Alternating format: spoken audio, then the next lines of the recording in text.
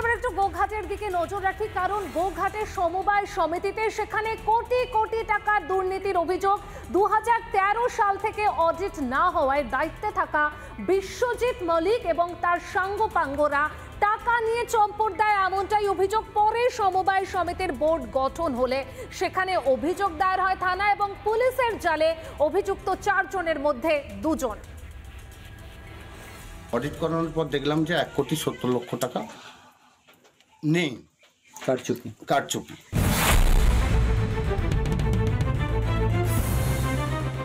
গোঘাটের নকুন্ডা সমবায় সমিতিতে 1,70,00,000 টাকার তছরূপে অবশেষে পুলিশের জালে 2 জন। নকুন্ডা সমবায়ে 2013 থেকে 2019 পর্যন্ত হয়নি অডিট। 2020 সালে অডিট হয়, 1,70,00,000 তছরূপ প্রকাশ্যে।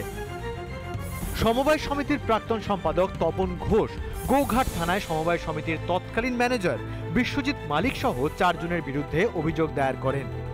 ডিসেম্বরের 16 তারিখে কেসটা 4 জনের নামে: বিশ্বজিৎ মালিক, লক্ষণ মালিক, সোমা পাল, নিরঞ্জন মেটে। পুলিশ এতদিনে তুলতে লেগেছে, আশা করি এদের উপযুক্ত শাস্তি হয়ে টাকা আদায় হবে। দুর্নীতি, সেই দুর্নীতি প্রধান অভিযুক্ত বিশ্বজিৎ মালিক, এখনো পর্যন্ত তার কোনো খোঁজ পাওয়া যায়নি।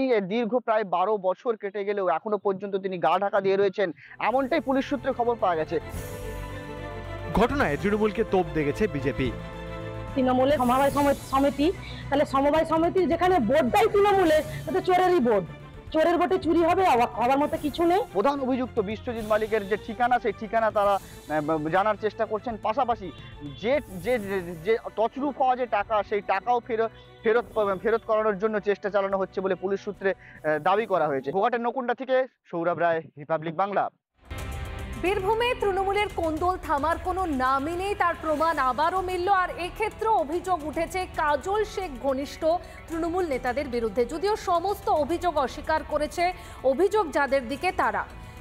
নানুর বিধানসভা এলাকার বোলপুর ব্লকের সিঙ্গিগ্রাম পঞ্চায়েতের প্রাক্তন সদস্য হীরা মণ্ডলকে মারধর করার অভিযোগ উঠল কাজল শেখ ঘনিষ্ঠ তৃণমূল নেতাদের বিরুদ্ধে। দলীয় বৈঠক থেকে ফেরার সময় বুধবার রাতে গাড়ি দাঁড় করিয়ে বেধড়ক মারধর করা হয় এবং তার হাত এবং পা মেরে ভেঙে দেওয়া হয় বলে অভিযোগ। যাদের বিরুদ্ধে অভিযোগ তাদের দাবি গ্রাম্য বিবাদ থেকেই এই ঘটনা ঘটেছে, এর সঙ্গে তৃণমূলের কোনো যোগ নেই।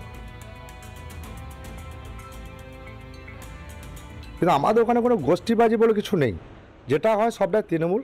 তার কারণ হচ্ছে আমরা টোটালটা তৃণমূলই জায়গা ওটা, হ্যাঁ, এবং সেটা নানুর বিধানসভার মধ্যে পড়ে, বোলপুর ব্লক, হ্যাঁ, এবং যেটা আমাদের মাননীয় মুখ্যমন্ত্রী মমতা বন্দ্যোপাধ্যায় যখন নানুর বিধানসভা আমাদের জেলা পরিষদের সভাধিপতি ফাইজুল হক অথবা ওরফে কাজল শেখকে দেখার জন্য দায়িত্ব দিয়েছে, আমরা সেইভাবেই দেখি, কিন্তু কোনো গোষ্ঠীবাজি বলে কিছু নেই। পাপ বাপকে ছাড়ে না। তৃণমূল তো বীরভূম জেলায় অনেক মানুষের উপর অত্যাচার, অনাচার, ব্যভিচার করেছে, অনেক মানুষকে ঘরবাড়ি ছাড়া করেছে, অনেক মানুষের সম্পদ দুষ্কৃতী সমাজবিরোধী দিকে নিয়ে এসে লুটপাট করিয়েছে, আজ তার ফল ভোগ করছে। নানা ধরনের কন্টেন্ট দেখার জন্য লাইক করুন, শেয়ার করুন আমাদের ফেসবুক পেজ, সাবস্ক্রাইব করুন আমাদের ইউটিউব চ্যানেল। পাশাপাশি অন্যান্য ব্রেকিং নিউজের জন্য অবশ্যই চোখ রাখুন রিপাবলিক বাংলায়।